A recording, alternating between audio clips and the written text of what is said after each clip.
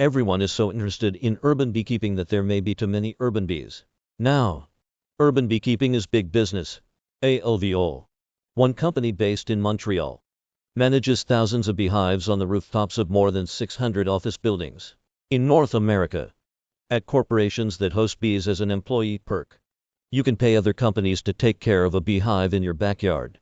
The number of hives in cities keeps growing. In Paris, for example, the number of registered hives has jumped up by a factor of 8 over the last decade.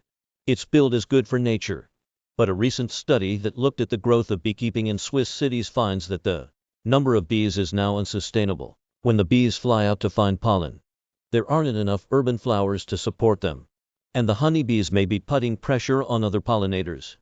In Switzerland, the researchers saw the same trend that's happening elsewhere, with strong growth in beekeeping in almost every city between 2012 and 2018.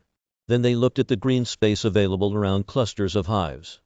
In each city, there weren't enough floral resources for the huge number of new bees. The study doesn't analyze how the surplus of bees might be impacting other wildlife, but it does note that honeybees can negatively impact the number of wild pollinators. In a place like the US, where European honeybees were imported for agriculture, they compete with wild bees and butterflies, which are already at risk for other reasons. From pesticide use to climate change, adding more green space and pollinator-friendly plants in cities would help.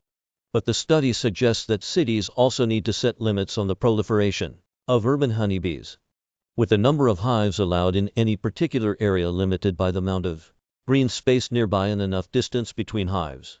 And companies that are adding bees to make their image greener, something that some critics have called bee washing, might want to rethink their plans.